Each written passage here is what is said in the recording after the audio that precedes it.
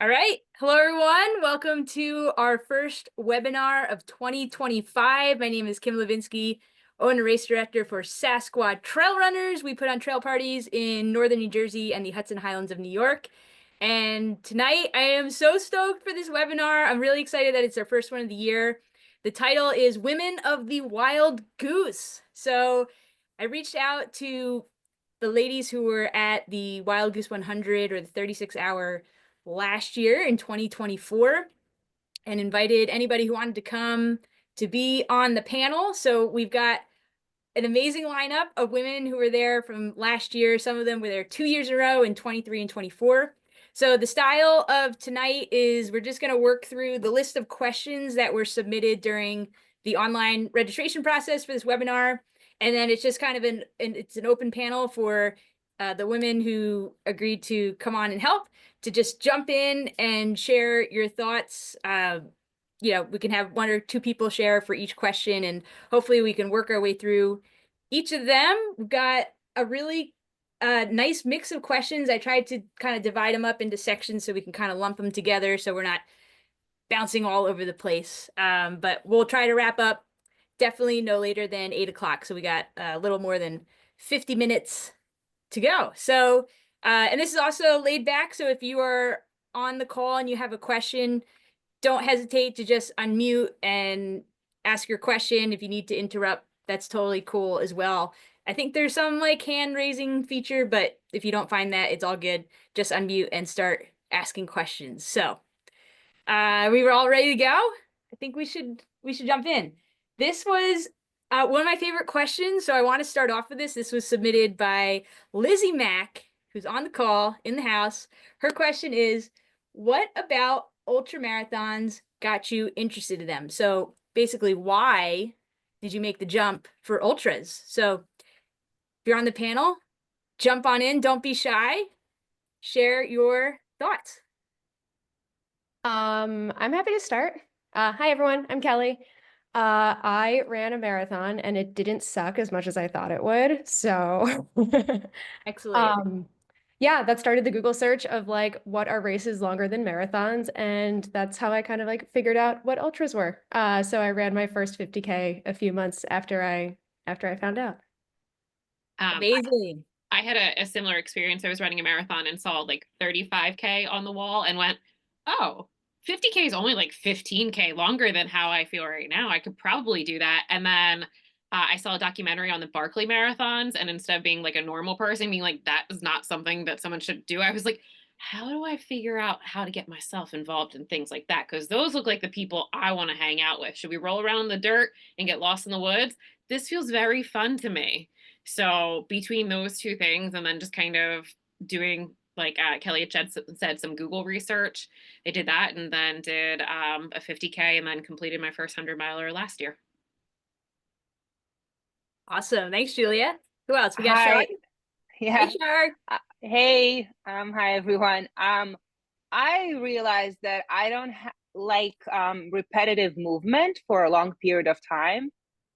So run, walk was my jam. And I realized that I can just keep going until I fall, which I still haven't fallen. I mean, well, there were some rocks, but basically that was my thing. I'm not a runner.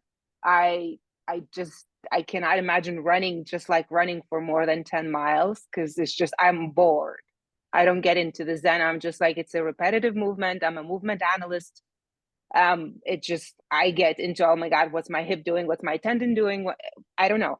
But when I go walk, especially when there are hills, it's just a forever zen experience for me. And so since marathons are for time and sub fours and all that jazz and ultras are for cool people, why do I have to do a marathon when I can just go and do an ultra on trails? The steeper the better. Basically that's how I figured it out. Awesome. Anyone else want to chime in? Don't be shy.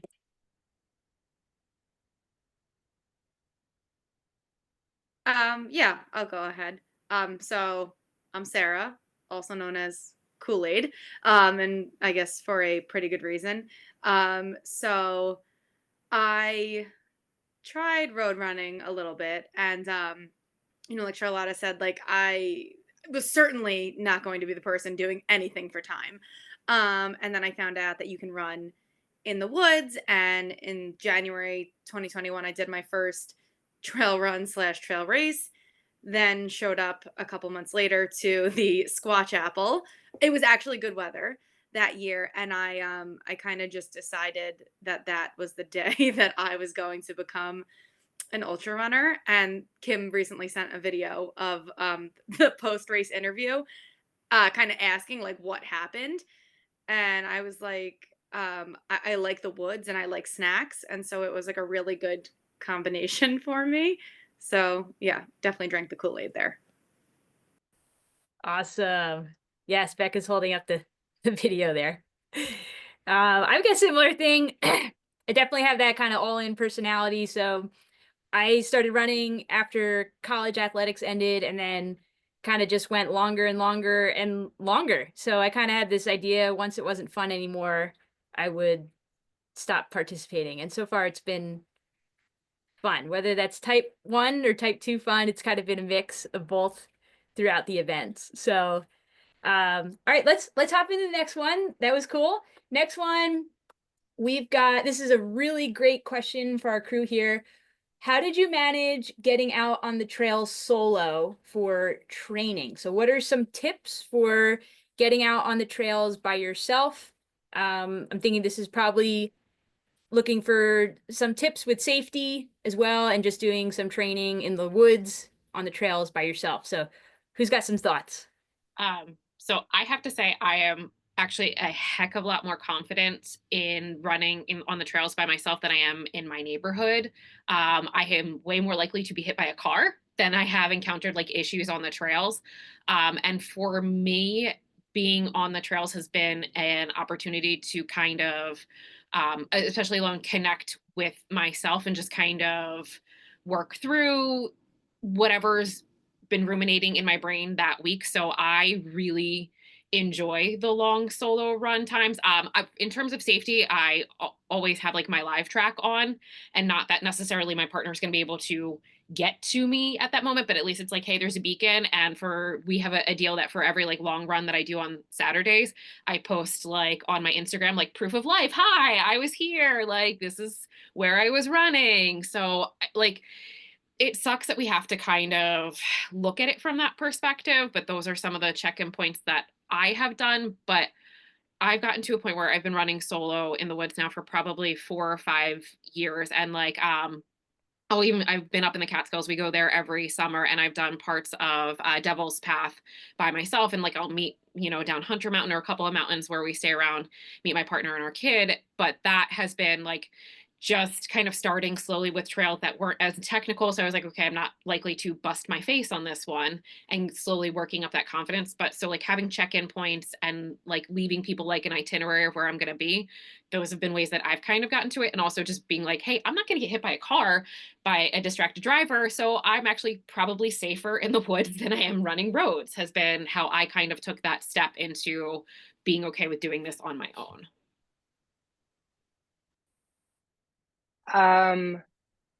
My just advice is to find out what it is that you're scared of, because there's subconscious fear and then there's a conscious fear that you tell yourself.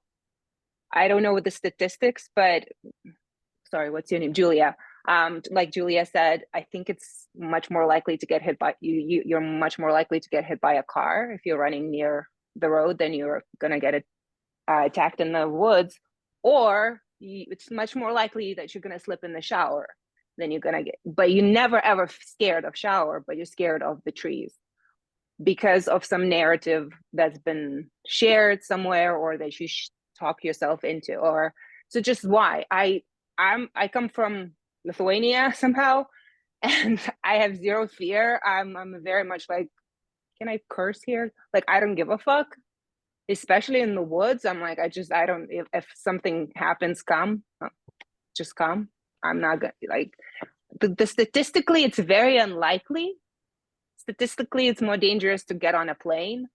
So I don't know. That's my, like, I just don't have the fear, but I understand if there's a fear, the reason doesn't matter. It doesn't matter the statistic, nothing matters. So just like find out what it is that scares you, what it is that actually you're scared of.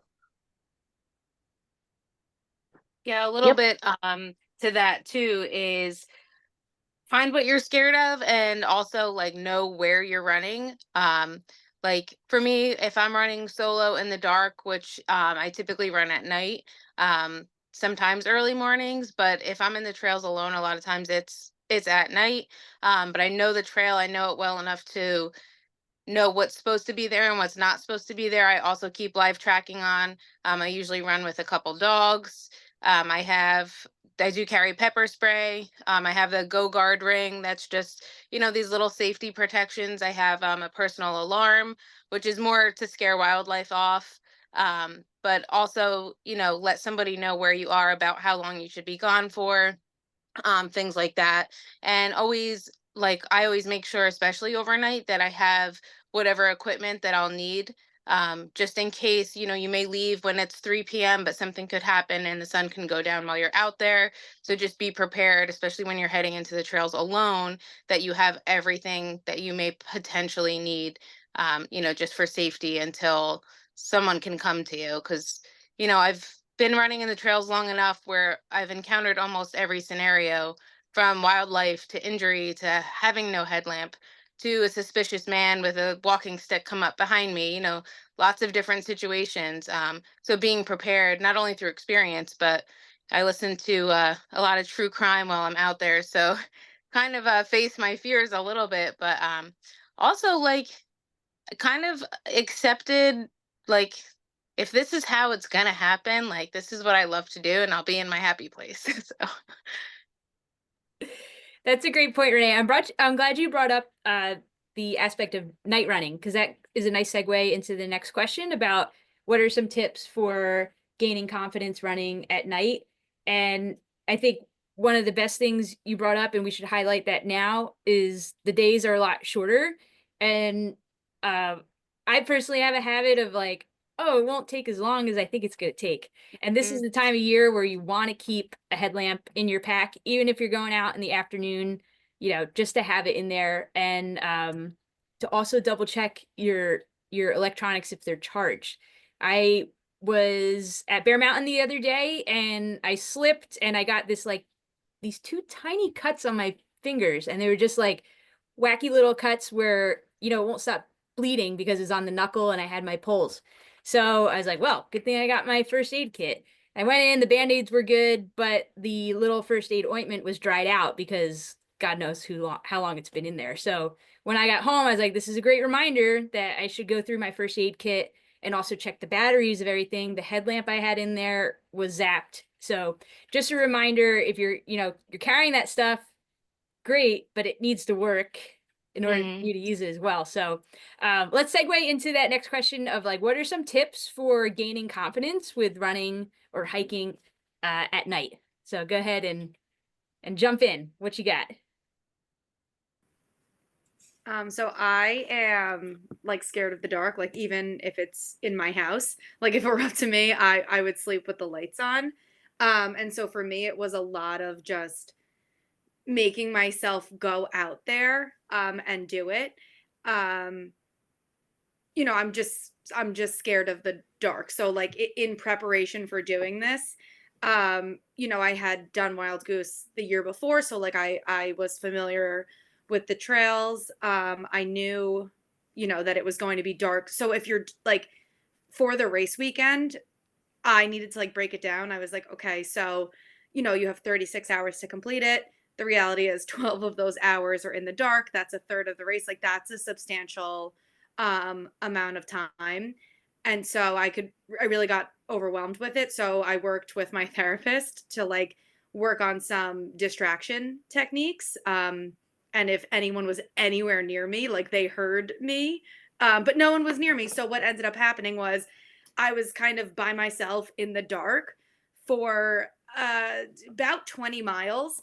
And I think because I had practiced it and because I had all these tools like in my toolkit, like I was okay. Like I was on the pink loop in the dark by myself. And so like one of my techniques was like counting things. And so, you know, we had like amazing course markers out there, and I was actually able to count 94 pink course markers before I saw another human being. But it's just kind of like the same way we'd be prepared with like, you know, a first aid kit, you know, and things that Renee also talked about. It's like being prepared with how to handle it. And I think for everyone it's going to be different. I don't know if anybody, you know, likes counting things or likes word games, but like those are things that worked for me. But on race day is not the time to do it for the first time. So like Renee and I went out, we conquered the pink loop in the dark together. So I think just practicing and exposure was really helpful for me. Yeah, that's such a good point. That's definitely huge advice, is don't wait until Wild Goose race weekend for that to be your first time going out at night. People do it for sure, but would highly recommend going out and trying it for the first time prior to race weekend. When I did my first 100 a few years ago, I was freaked out with night running, and I'd done it with friends. And it was like, okay, if we hear a branch snap, that's probably a chipmunk, and you think it's a bear, it's not as scary when you're with friends. So I knew I needed to go out and try to do it by myself. And that was super scary going out for the first time. I went to South Mountain by myself and ran. But once that first time was behind me, it was just like something switched, and I was like, oh, I'm okay. That wasn't as bad as I thought. It was like I had worked up the fear in my mind so much more than it actually was. So that's definitely my tip, is to go out, start by going out with friends first, go a few times, get comfortable, and then make sure you go out by yourself, even if it's for a mile, just so you have that confidence that you did it before race day. So anyone else want to chime in for some night running tips? So I actually, over the summer, I don't know how many people are local to New Jersey, but I did the Reckless Red Eye, which Kim, I think you had beforehand. I forget what you guys called it. Midnight Swatchapalooza. Yeah, Midnight Yeah. Swatchapalooza. And I'm so sorry about Catzilla, everybody. But just having that, like, that's a very easy, basic loop, and it starts at midnight. So like I didn't sleep at all beforehand, because that was the other thing that I was concerned about, was how I was gonna feel fatigue wise when I hit night running. And so I did the Reckless Red Eye. So started at midnight, and it's a 3-mile loop, and it just gave me the opportunity to get comfortable with sitting in darkness. And you know, what type of music am I going to want to listen to? Am I going to want to listen to music, or am I just going to be able to stop and take a moment to be like, oh, this is really, really beautiful? Because I think giving yourself like the moment to get beyond the fear, to just stop and be like, this is really insane and beautiful and cool that I get to be out here in the middle of the night, was really helpful for me at moments when the night felt really long during Wild Goose, to remind myself like, this is beautiful and I get to do this. And so having that as a way to kind of balance that, like, okay, what's snapping over here, what's doing that. So if people are, you know, local to New Jersey and you have the opportunity to kind of jump into that race over the summer, I found that to be really helpful, because it gives you that sense of competitiveness, but it also starts at midnight and you can kind of do it at your pace. So I felt like that was a really helpful way to cut my teeth, to kind of experience what it would be like running in a competitive kind of frame before the actual race. Awesome. And Bonnie put a great tip in the chat here. She said, I start out during dusk, so I have the finish in the night. That's how I started night running. Just got used to it. Love seeing sunsets and sunrises. And that's a really great tip. And I would definitely recommend practicing, starting in the evening before dark, and then transitioning into the evening hours when it is totally pitch black and you need your headlamp. Because again, that's something where it's going to give you confidence and the experience of, well, when do I actually need to pull out my headlamp, and when do my eyes adjust? And also practicing pulling it out of your pack. All these little things that you may not think like, oh, it's not that big a deal. But if you can practice that ahead of time, it just gives you that experience and confidence going into race weekend. So next question, I'm going to combine two because I think they're pretty similar. This is coming from Jolene. How do you juggle training with work and other life commitments, such as parenting kids, meal prepping, all that? And then Amy Wilcox asks, what is the biggest obstacle for you in regards to your training? because during the registration, we also asked what is holding you back from registering for an ultra, and the number one answer ladies provided was the time and training and balancing everything. So I was really excited to throw this out to the group to hear thoughts from everybody. So this is kind of, the question is, to sum it up, like, how do you balance everything? How do you get your training in? And yeah, what are your thoughts on this? And we can move past kind of the gender stereotypes that I know go through my mind immediately when I hear a question of that, of like, why are women being asked this question? Well, that's just a reality that a lot of us have. So go ahead, share your thoughts, and if you have any tips or thoughts on this, go ahead and jump in. A lot of very early mornings. Feel like I was never a morning person, like a morning running person until I started training for ultras. And like my schedule is like pretty easy. Like I don't have kids, I work from home. But like even so, it's like, there are mornings when you're getting up at like 5 a.m. and like starting a 10, 15-mile run in the dark before work, and you just kind of have to suck it up. So adjusting to the early alarm was big. I also like, I don't know, you give up a lot of your social life when you're trying to train for something like this. So like my social life kind of overlapped with running a lot. I would like ask friends to come like join me for part of my long runs. Like, hey, I have to run 20 miles this weekend. You don't have to run 20 miles, but do you want to run like part of that with me? So just trying to like weave running into different parts of my life where like maybe I normally wouldn't. And the miles add up. So that helped. Yeah, certainly to piggyback off that is like early mornings, but just finding the time. And it's 100% just like any commitment. You have to really want to do it, because if you don't want to do it, it's very easy to stay in bed.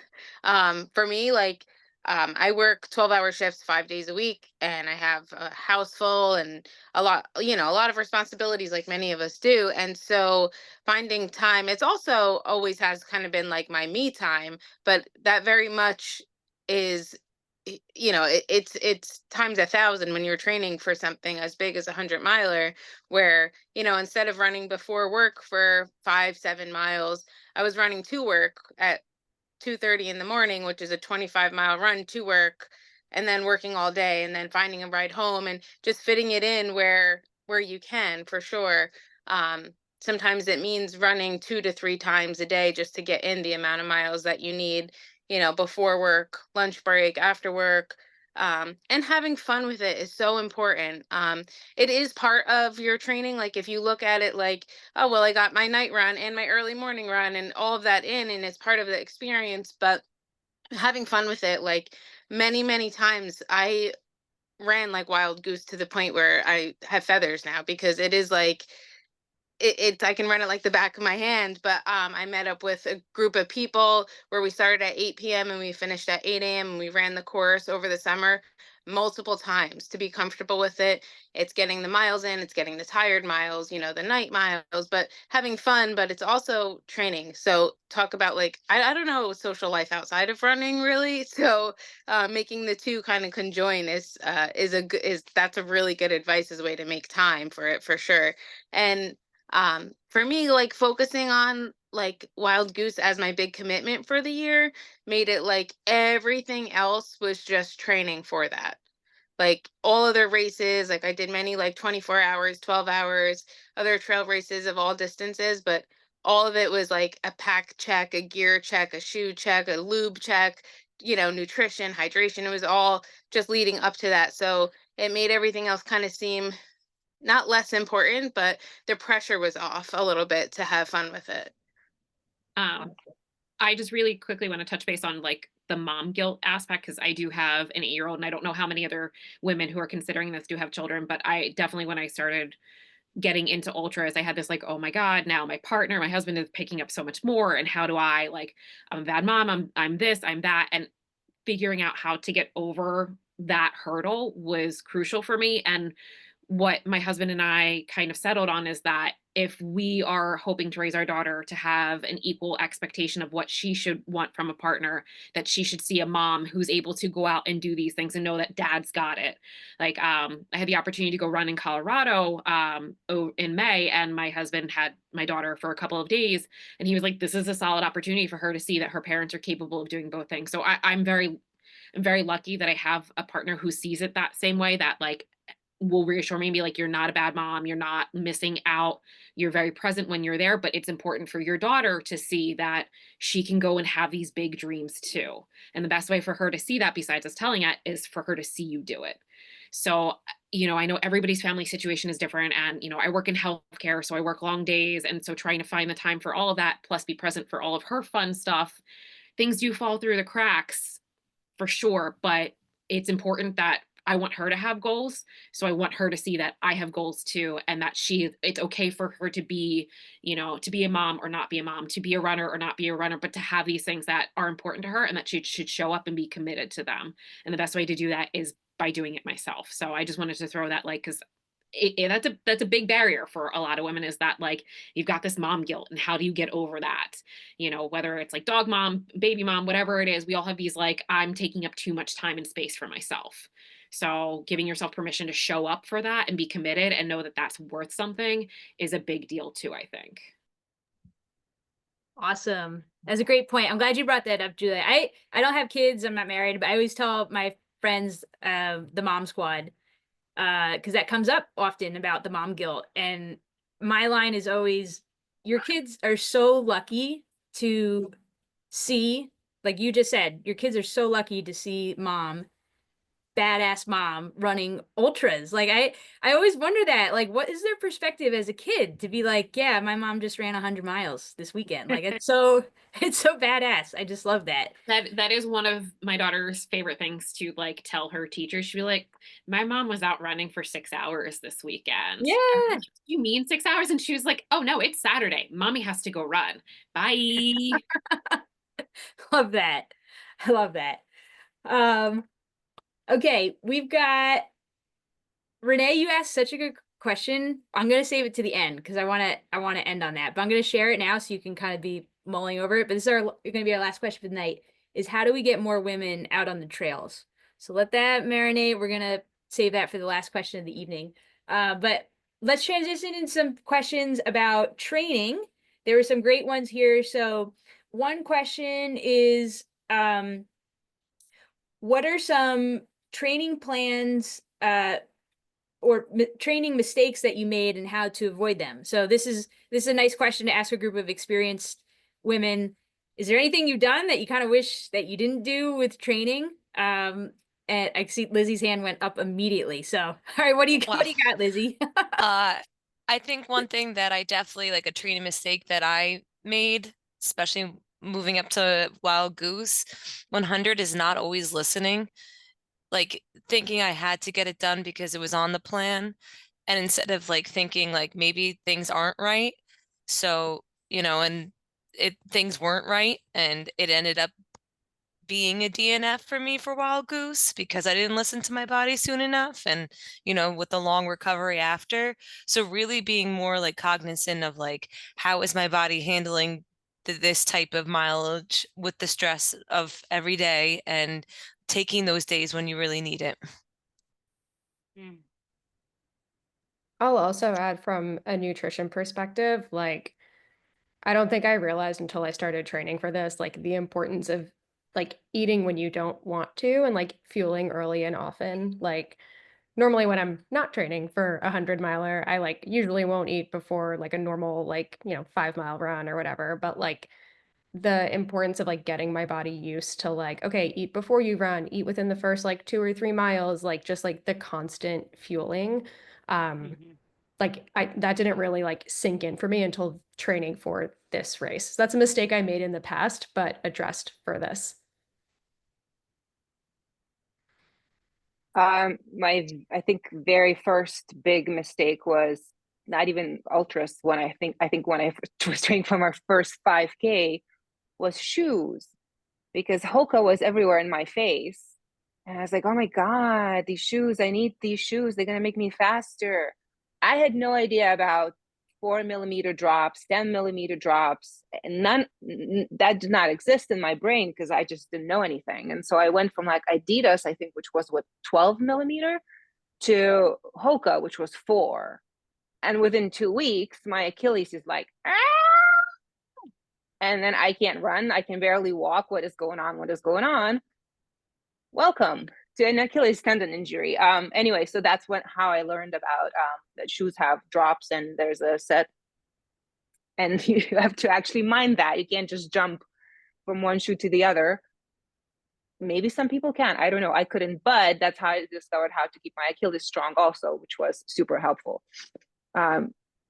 Yeah, I never tried zero drop. They scare me after that. That was more than a decade ago that I had that injury. But after that, I was like, stay away. Hoka, hi, sorry, bye. I know they're great shoes for so many people. I'm just terrified of them now. Plus the stack and my ankles roll. The other thing about training is slow down.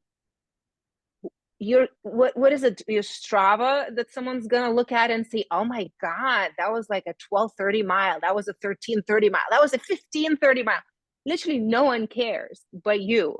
And I know somehow I talk to myself in those weird terms where it's like, okay, last week you ran this faster and right now you're like but you still have to do it as well as last week. Why? Who cares? The ability to slow down, and I think maybe that's a metaphor for everything. Ultra running is metaphors, just plenty of metaphors there, but just slow down. It's better for your heart, it's better for everything, it's better for your mind, but it's very hard. And no matter how many years I tried to slow down, it's still hard. It's still like at least once a week I should be going slower. And especially when you're out there for 20 miles, let's say, the next day on whatever training plan that you have, it says another 10 miles, and you're like, oh my god, I didn't sleep well because my heart rate was so high. Why was your heart rate so high? Maybe you pushed too hard. Slow down. Third thing about eating, I'm still researching that, and I'm conflicted about how everybody, eat anything you want anytime you want. I kind of allowed myself to do that and to listen to that. That doesn't work for me. I gain a lot of weight. I'm someone who's always, I as a teenager, as a child, I was overweight. So maybe there's like a little bit of that still in the back of my mind, but I don't know if you guys listen to Swap podcasts when they just talk constantly about eat burgers, eat fries, eat this and that. Maybe it works if you're just generally size 0 person. I don't want to offend anybody or anything, but it's just, there are some people whose metabolism is super, super amazing. Mine never was. If I start eating whatever I want, as in like right now I want to eat a bag of chips, tomorrow I want to eat ice cream, that's just not going to work for me. Even though it's full of calories, it's full of, sugars, and glycogen is going to come through my veins. It doesn't work for me. I have to be conscious of what I'm eating. I have to make sure my calories are good calories, as in protein, carb, fat ratio, not to the point where I have to write them down, but I can just like close my eyes and say, like, you know what, I'm craving the bag of chips every single day, which I do. I've just always been that person. So I've seen a lot of posts online about just eat. And that's something that's not been working for me throughout. And now I'm a bit more conscious as far as like, okay, well, maybe I'm going to eat an apple instead of a pint of ice cream. I keep going back to those two things because I think that's what I crave all the time: ice cream and chips. Yeah. Awesome. Thanks for sharing that. I mean, that brings up a great point about nutrition. We had some questions come in about nutrition and hydration, and I think the biggest takeaway I've had through ultra running myself and race directing is that nutrition is so individual, and you're going to beat your head against the wall if you crowdsource by going to social media and being like, what should I do? It's going to be a frustrating process. That's what I've found both myself and through talking with other people. So my tip that I learned through trial and error is if you are able to do it, you have the means to do it, work with a professional on the nutrition front. That helped me immensely. I know the first 100 that I did, I just kind of I winged it, and I had like my whole bladder was filled with scratch. I didn't drink any water, and then like 20 miles in, I felt very ill, and I didn't know why, because I probably read some posts about like you need to drink scratch, and this was years ago. And after that, I realized once I started going a little longer, like I have no idea what I'm doing, and most people on the internet don't either. So, working with a professional for a dietitian really, really helped, and I learned a lot. So, that would be my tip for nutrition. It's a little tricky to ask for nutrition advice, especially in a setting like this as well. But one of the next questions, which is also really great, it's a little bit in that same vein of like learning from mistakes, is with the Wild Goose and this is more gear. Is there anything that you wish you had brought with you to the race for specific gear that you didn't?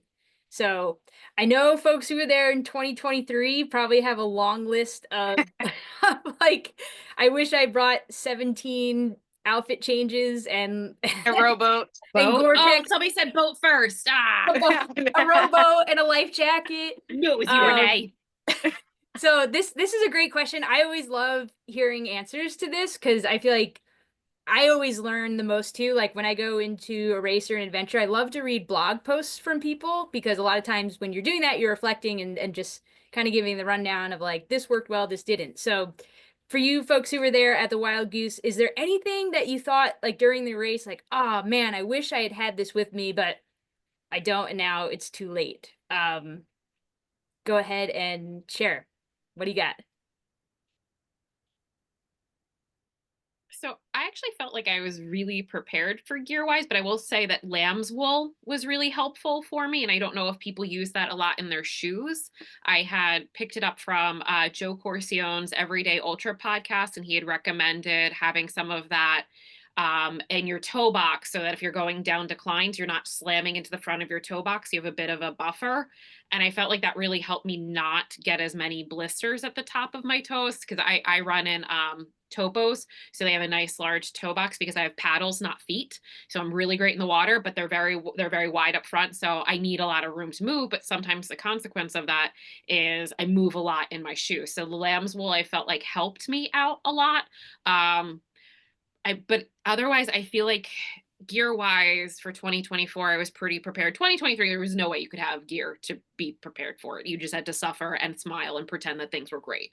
But for 2024, I felt actually pretty good about what I had with me. But also I feel like there are huge swaths of that race that I don't fully remember because I was really, really tired. So my crew chief could probably tell you 800 things that he had wished that we had had.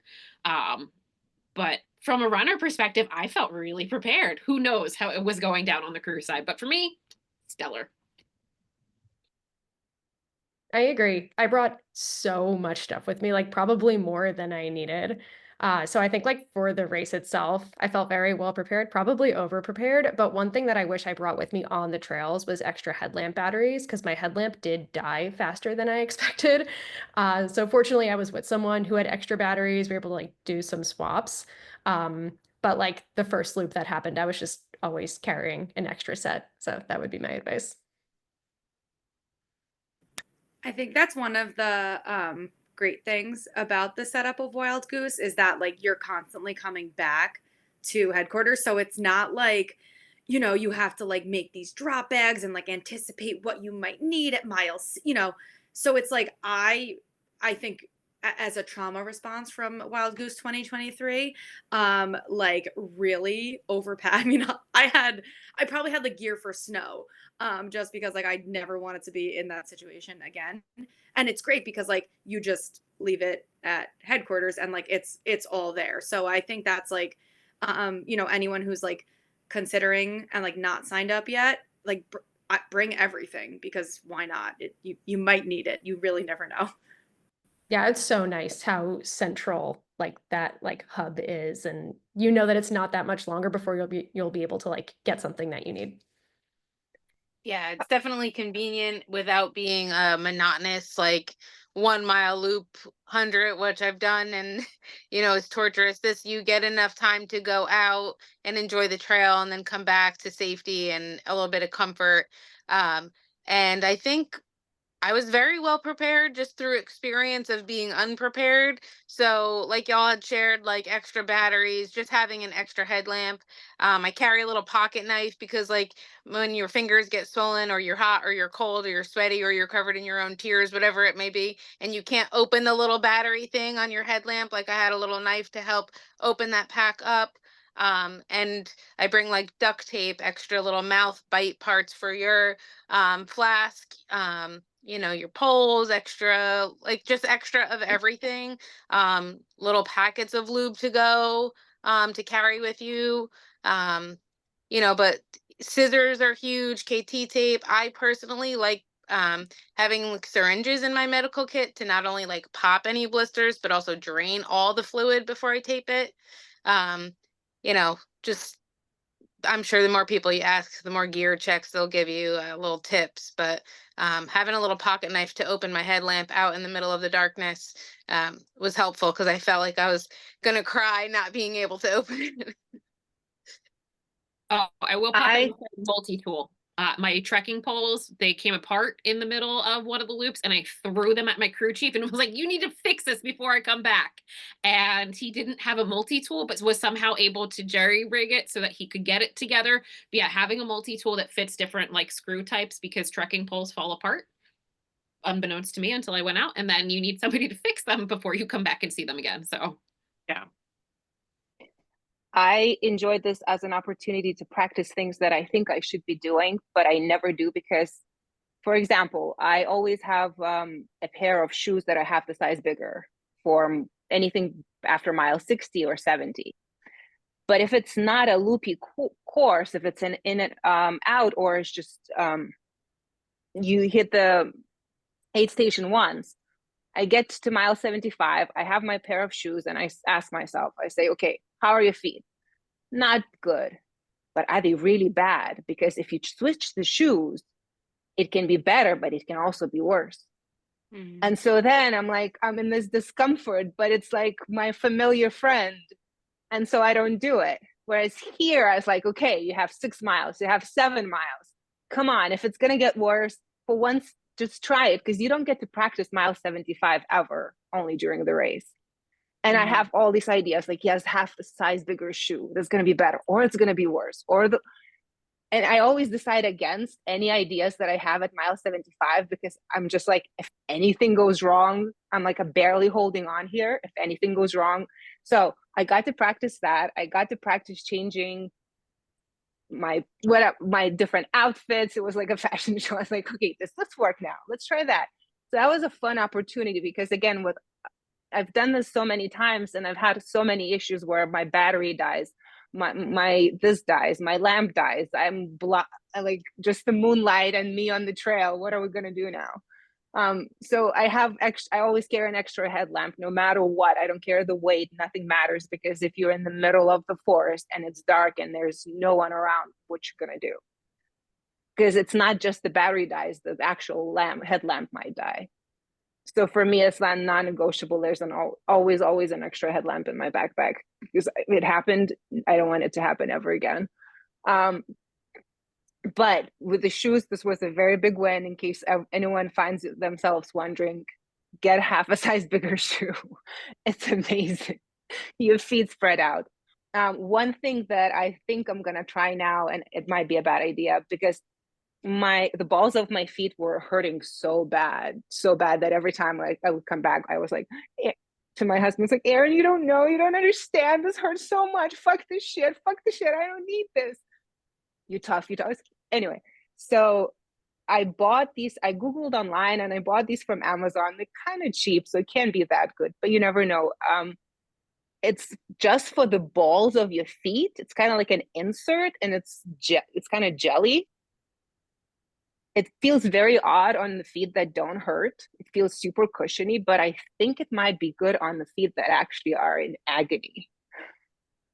So if anyone has any ideas, by the way, please share what to do with the balls of the feet, because some of us run on our heels, some of us run on our midfoot. I strike with the front of my foot. And so I don't know if it were the trails, the tiny rocks, or what. Ooh, my feet were just crying. But that's the thing that I bought after Wild Goose. I don't know if it's good or bad. I most likely at mile 75, I'll be too scared to try it. But yeah. So half size shoes and foot stuff. Perfect. Yeah. Foot care. If anyone can solve the issue of achy feet, let me know. Because if you've ever run with me, that's always my biggest complaint. My feet hurt.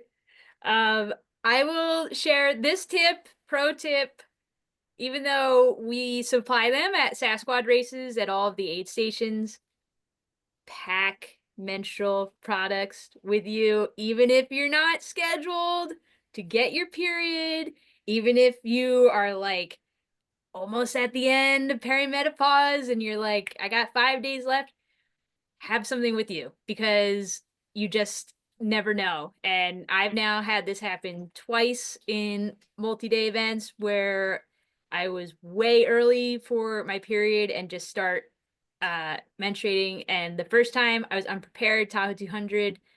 I can't even explain how unpleasant a situation that was for free bleeding for 8 hours in between aid stations. And then the next time, kind of similar to Shar, where like you have these experiences, then you have PTSD and you're like, this will never happen again. So that's kind of now my thing is like, I will always have tampons with me no matter what.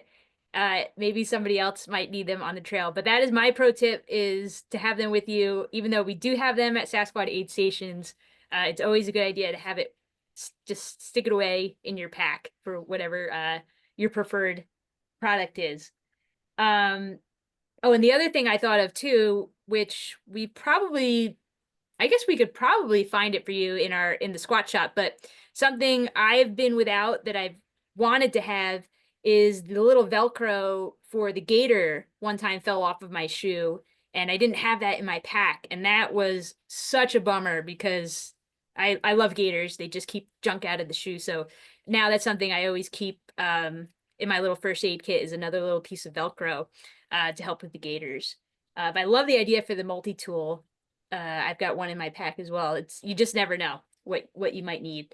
Okay, we've got a few minutes left, so let's jump to that last question. We actually have a bunch that we didn't get to, so I would love to do this another couple times before Wild Goose. So I will definitely get that on the schedule for another 1 or 2 times before September because this is cool. This is nice to have just the ladies here to chit chat. So I'll save these questions where we can come back and then crowdsource some more questions. But I would love to hear your thoughts. And this is not just limited to the panel. If you've got input on this question, which Renee asked, it's a great one. I am constantly asking this question. The Squatchy Council Dream Team knows that.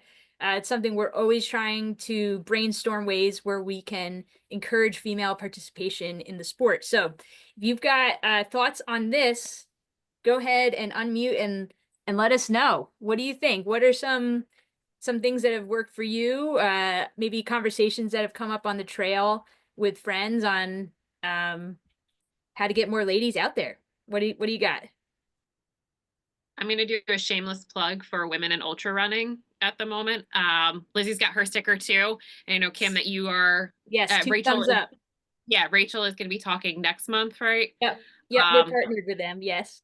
Yeah. So that is my first kind of like go to. It's a really open and inviting community, and there's a lot of in-person events, but the online app it is a great connective way to get people involved too. And I found the community to be really open and inviting, and just one of the main things that they're really working towards is getting more women involved in this. And then like Frosty Looper that just happened, they had almost a 50-50 split between the genders in terms of participation, which was really, really wonderful and impressive. So I think just panels like this help. Programs like Women in Ultra Running also helps to just bring it to the forefront and just continuing to demonstrate that, women can move the needle too. And I think, touching base on some of the burden that women tend to carry in terms of social, home, and unpaid labor, and trying to figure out how we can kind of generate that conversation and help people get, see that there is space for us in this sport. And I'm speaking as like not a super, like, I am not a runner physique kind of person, and having people like me, people of of different races, of different size and stature, also makes it more approachable and more accessible. So that's what I have to say about that. Yeah, I think like just making it more accessible is the key, right? Like I have some friends who had never run a trail up until like last summer, and now they love it. And they're like, "Oh my gosh, I can't believe I waited so long to do this." And they had run roads for such a long time. And I think Sasquatch does a great job of this, by the way, just like having like different distances of trail running so that people get a sense of like what it's like. And like, because I think a lot of people hear of trail running and they think everything's like 50 miles, but I think like starting small and showing people like, hey, here's what it's like out here, like, and just like starting with like shorter distances and then like letting them build up as they want to learn more about it, could be a good way to introduce more women into the sport. Not sure for Wild Goose, yes, maybe in 5 years for you, Kim.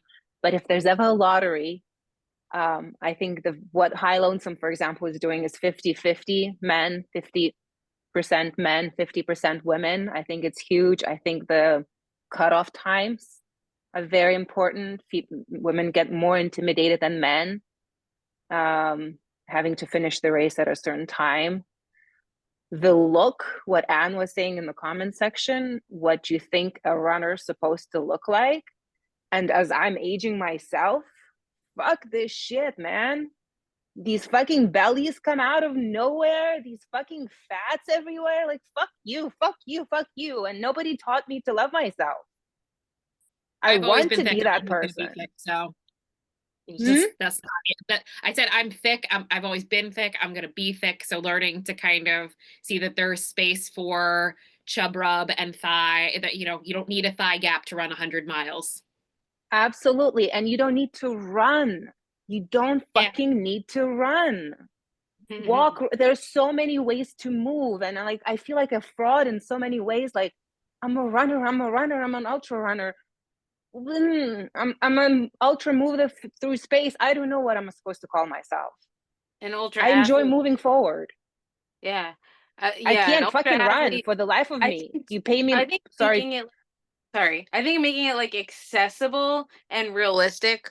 For me, like that was for myself too. Like 2023, I didn't give a fuck about the conditions of what was going on. It was I showed up and I blew up. Like I went out running like 9-minute miles because all of my training for the whole year was like I was crushing. I was going so fast, and I was just like I wanted to get the bulk of it done before the weather got worse and whatever it may be, instead of just handling the course however that looked. And that's what I did this year. And like Lizzie was saying, like listening to your body during training, like for the month before this year, before Wild Goose, I had to let off the gas, take care of my knee, take care of my body so that I could finish and have fun with it and finish healthy. And, did the race look different than I thought in my mind? Yes, but I finished it and I did it in a way where like it was realistic for And me. finished like a champ too. That was my girl. I mean, and made a best friend out of it too. But like keeping it like accessible, and for me, like I'm not huge on social media and apps and things like that, and I just feel like and like classically, like I'm pretty much a loner. I don't I kind of dwell in isolation, but when I meet you out on the trail, like I think just meeting people at races and stuff, I feel comfortable like in person more, where I can like feel your energy more and just being like real and like just meeting Julia at Wild Goose, like there was no filter at all. And just being realistic and accessible, keeping it accessible. And that makes it like so achievable and attainable to like other women, like whatever the distance may be it at a 5K or a 10K or a 100 miler, like if I can do it, you can do it. And just that energy of like girl power is amazing. It's just getting us into the start line is the hard thing. I personally get super inspired when I see women posting their runs and their pictures. And it's going to come out wrong because everything comes out wrong in 2025. When they look normal, everybody's normal. There's somebody paraphrase me, please. But you know what I mean? Like when it's you and me and us, we're just real. Not super fit, real, but everyone's real. Like the person who has amazing metabolism and gains muscle in 2 seconds after they lift a 2-pound dumbbell, they're still real. They're just that person. But a lot of us are not. And the thing is that social media, it's such a fucking toxic thing. And I struggle with myself a lot. But if we could have more of us out there, like I would enjoy seeing every single day posting like, yo, hey guys, I'm here next to the tree. It's amazing. I had an amazing hour on the trails. I was like, God damn it, this woman does it. I should go out. Like that's who inspires me.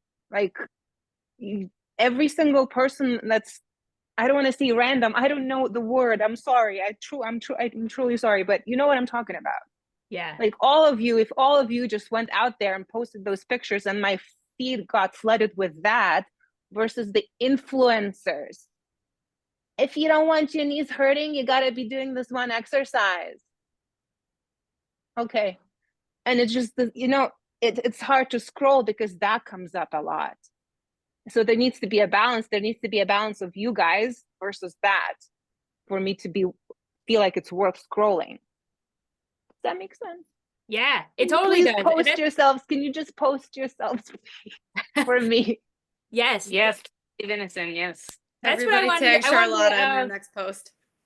What'd you say, Sarah? I said everybody tag her in your next post.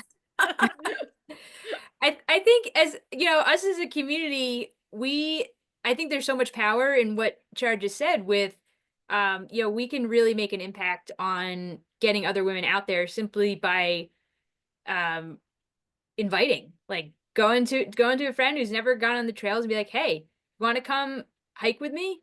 Because I think that's a really key point right there is don't immediately go for the run because so many people are intimidated by trail running.